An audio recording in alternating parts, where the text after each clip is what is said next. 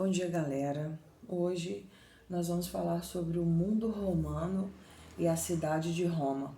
Nesse capítulo nós vamos conhecer as origens da cidade de Roma, identificar as diferentes formas de organização política da Roma antiga, refletir sobre os conflitos entre patrícios e plebeus, compreender a conquista de direitos políticos como resultado de um longo processo de lutas, reconhecer o desenvolvimento do direito como um legado da antiga Roma.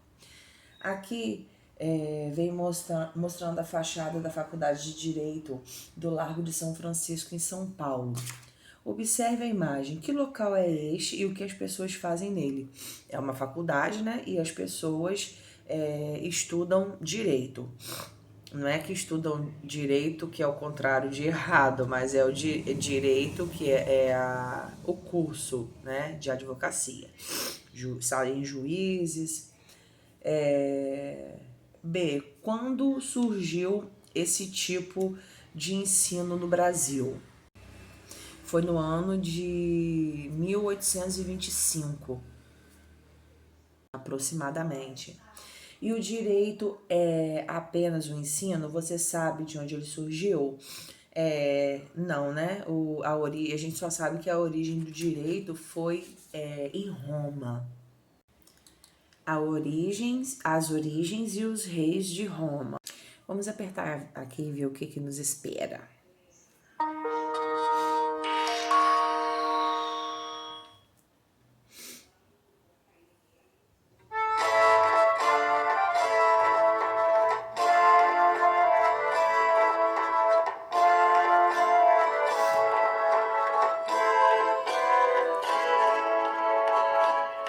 Na cidade de Alba Longa, Amulho tomou a coroa de seu irmão Numitor, pai da princesa Réia. Descendente de nobres troianos, a princesa Réia Sílvia foi seduzida por Marte e lhe pôs no ventre 2 gêmeos.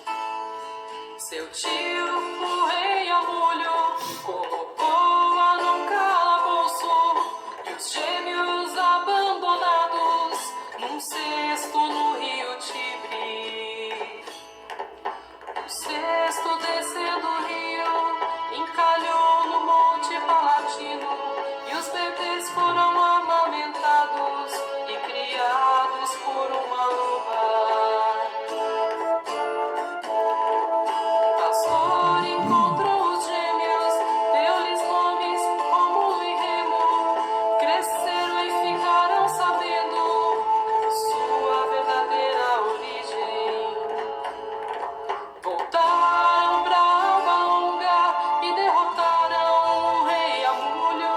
Seu avô voltou a ser rei da cidade de Alba Longa e aos gêmeos deu o direito de fundar uma cidade lá no Monte Palatino, onde a loba salvou suas vidas.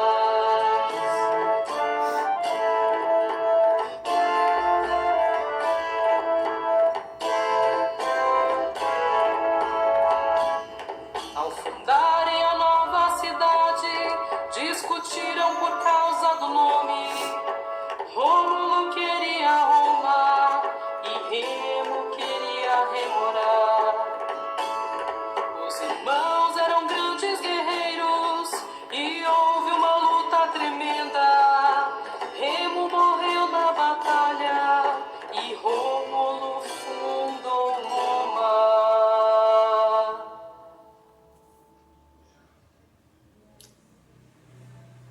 Legal o vídeo, né, gente? Viu que eu até apareci ali no fundo, de cabelo para cima.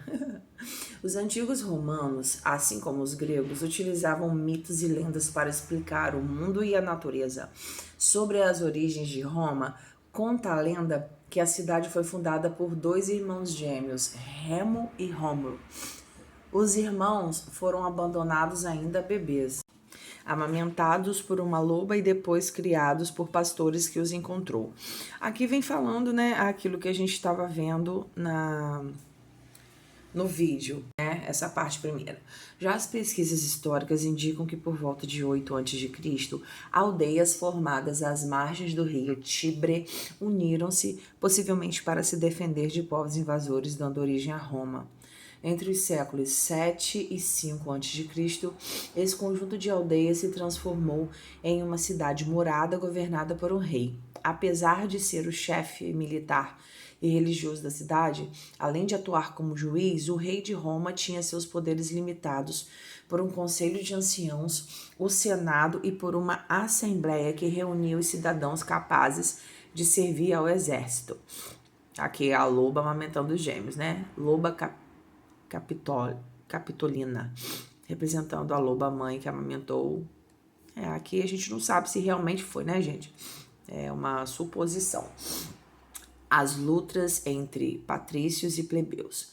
A expansão de Roma levou riqueza à cidade, aumentando as tensões sociais entre patrícios e plebeus. Os patrícios se viam como descendentes dos fundadores da cidade. Como isso, tinham uma série de privilégios. Eram proprietários de terras mais férteis, ocupavam todas as cadeiras do Senado, não pagavam impostos. Mesmo sendo a maioria da população romana, os plebeus não eram considerados cidadãos e, apesar de serem livres, eram ameaçados de escravidão por dívidas. Estrangeiros, mulheres, escravos também não eram considerados cidadãos, logo, não podiam participar das decisões políticas ou ocupar cargos públicos. No final do século 6 a.C., no ano de 509 a.C., os patrícios derrubaram o último rei de Roma e criaram uma nova organização política chamada República. Apesar de derivar do latim res, coisa, e pública, pública de todos, a República Romana nasceu dominada pelos patrícios. Os plebeus não podiam exercer cargos públicos, mas já tinham direito à participação política. No mundo romano, senado derivava da palavra senex, que significa velho ancião. Na Roma antiga, ele se referia ao conselho de anciãos da cidade. E no mundo de hoje, senado é um órgão que faz parte do poder legislativo e é responsável pela elaboração das leis. É composto por políticos eleitos pelo povo. A conquista do Mediterrâneo e a ampliação dos direitos políticos. Durante a República, a expansão territorial romana e a crescente militarização de sua sociedade favoreceram a ampliação dos direitos políticos de Roma. Observe o mapa a seguir. Entre os séculos 6 e 5 a.C., Roma expandiu seus domínios e passou a controlar toda a Península Itálica. Já no século I a.C., seu poder havia ultrapassado os limites do Mediterrâneo. Por esse motivo, os romanos passaram a chamá-lo de Mare Nostrum, o que significa, em latim, nosso mar. Então, tá aqui a expansão do Império Romano, né? Aqui embaixo nós temos a legenda mostrando Roma, conquista de Roma, conquista do primeiro século. Então, vocês podem acompanhar aqui pela legenda. Na próxima página, vamos continuar. Diante do crescimento territorial romano, os plebeus foram convocados para fortalecer as fronteiras e assegurar os territórios conquistados, porém se recusaram a servir o exército. Com isso, conseguiram ser atendidos em algumas suas exigências.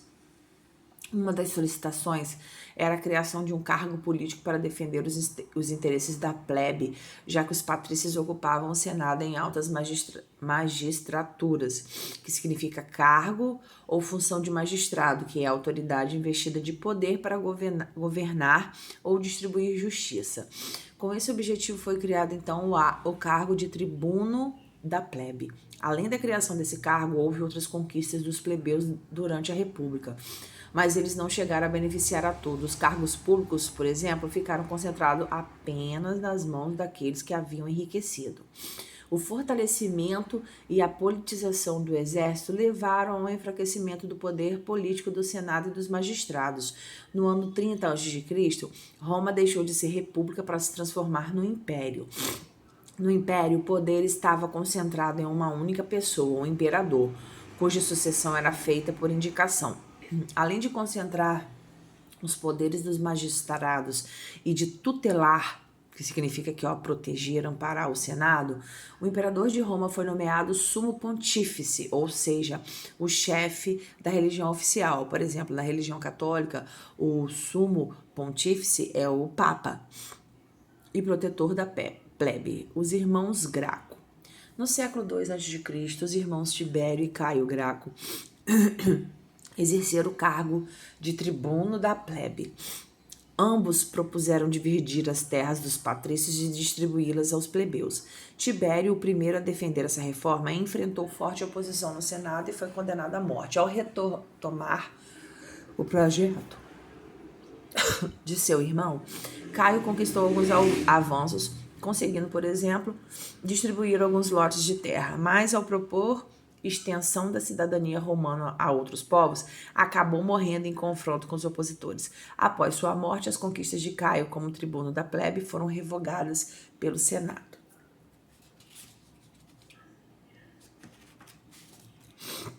Direito romano e o legado de Roma.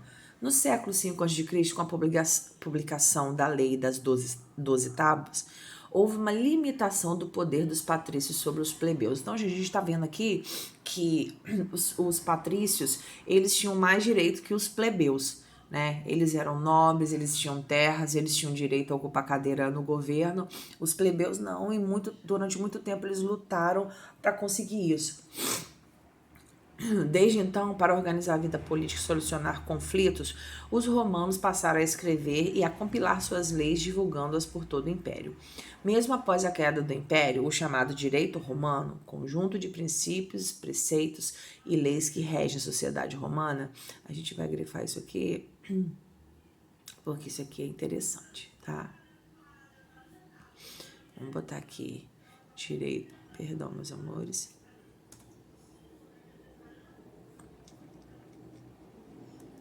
Direito romano, conjunto de princípios, preceitos, a lei romana.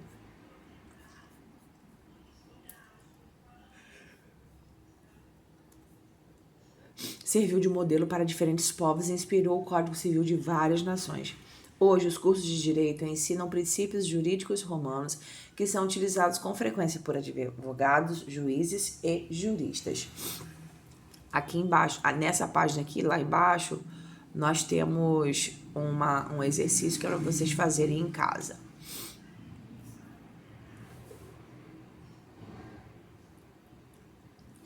Era uma vez um império do Brasil e uma constituição imposta.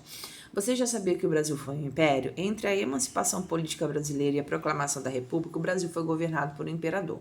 Na verdade, por dois, Dom Pedro I e Dom Pedro II. Assim como na antiga Roma, os imperadores brasileiros seguiram à risca o significado do cargo que ocupavam. Imperium significa concentração de poderes em uma só mão. Vamos grifar isso aqui também, ó. Imperium significa concentração de poderes em uma só mão.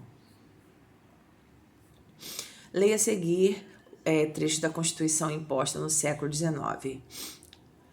Para ser senador, requer-se que seja cidadão brasileiro, que tenha de idade 40 anos para cima, que seja pessoa de saber, capacidade e virtudes, com preferência os que tiverem feito serviço à pátria, que tenha de rendimento anual a soma de R$800 mil, tem voto nessas eleições primárias, os cidadãos brasileiros que estão no gozo dos seus direitos políticos, os estrangeiros naturalizados.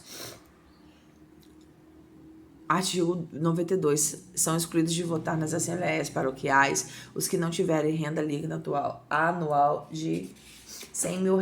Então aqui vem falando sobre quem podia, quem não podia votar. A pessoa, para poder ocupar o cargo, deveria fazer o quê, né? Na verdade, gente, agora que eu vi que eu entrei um pouquinho nesse tema, mas esse tema é da próxima aula, mas não tem problema, a gente já introduziu ele, tá? Então, agora a gente vai pegar o nosso livrinho de atividades complementares, porque a gente vai fazer umas páginas em aula. Agora, com o nosso livrinho de atividades complementares, vamos nós. o mundo de Roma. O legado, né, com a expansão territorial durante a República Romana, as tensões entre patrícios e plebeus aumentavam gradativamente. Leia as informações abaixo e assinale a alternativa que melhor descreve as diferenças entre patrícios e plebeus. Então, lendo as frases que estão aqui, né, nós vamos ver que o que mais se adequa é esse último aqui. Os patrícios tinham vários privilégios, possuíam as melhores terras e não pagavam impostos. E os plebeus eram livres, mas não eram considerados cidadãos e pagavam impostos. Tá aqui, ó. Os patrícios compunham a aristocracia romana, controlavam o poder político e as melhores terras, sendo isentos de impostos. Já os plebeus, apesar de livres, não eram considerados cidadãos e eram obrigados a pagar impostos. Aqui. Leia o texto abaixo.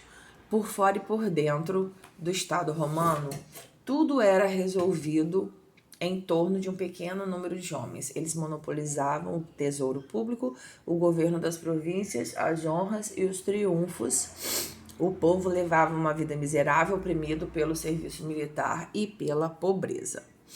Assinale a alternativa correta sobre as formas de organização política de Roma. Então, nós temos aqui a primeira frase.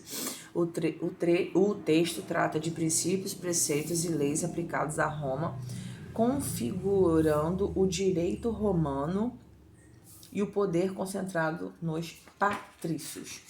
Na próxima questão, na 15ª, nós temos duas imagens, essa primeira e as duas na outra página, e fala: o domínio romano expandiu seus limites territoriais entre os séculos 6 a.C. e 1 a.C., ultrapassando as fronteiras da bacia do mar Mediterrâneo. Qual dos mapas a seguir ilustra melhor a expansão de Roma? Então, nós já vimos aqui que é a primeira, né? Só para vocês confirmarem aqui, ó, a segunda página não está marcado. E essa é a nossa última página de hoje, a 91. Leia o texto abaixo e marque a alternativa correta. A substituição da monarquia pela república foi um ato revolucionário dos patrícios que afastaram a realeza comprometida com as camadas inferiores ao derrubar a monarquia. Os aristocratas romanos recuperavam o poder que haviam perdido com a intervenção de reis etruscos em Roma. Então, quem presidia as sessões do Senado e quais eram as funções dele? Aqui a gente vai marcar a primeira, os patrícios, pois esses mantinham as tradições e a religião, supervisionavam as finanças públicas, entre outras questões ligadas à aristocracia. Olha, gente, o poder político estava concentrado nos patrícios, nós já vimos, né? Enquanto os plebeus permaneciam excluídos de tudo. De Senado, ainda que tivesse algum direito, como eleger a tribuna da plebe. Cabia aos senadores zelar pela religião e tradição romana, aprovar leis e controlar o dinheiro público. A hegemonia patrícia não evitou tensões e conflitos com a plebe. 17. A gente vai ler as afirmativas e ver se a 1 e a 2 estão certas, se só a 2 ou se todas estão corretas. A ascensão de Remo após a derrubada do irmão deu início à cidade de Roma. Aqui a gente já vê que essa tá errada porque quem ganhou, né, quem ganhou a briga foi Rômulo. A população que ocupava as margens do Tíbrio uniu-se formando a cidade romana verdadeira. Segundo a lenda, os irmãos Rômulo e Remo cresceram juntos e se uniram para fortificar as muralhas das aldeias próximas ao Tibre. Também é mentira. Tá errado porque, na verdade, pela história, Remo morreu, né? Então, aqui nós temos a segunda questão que está correta, apenas ela. Um beijo, fiquem com Deus e até a próxima aula.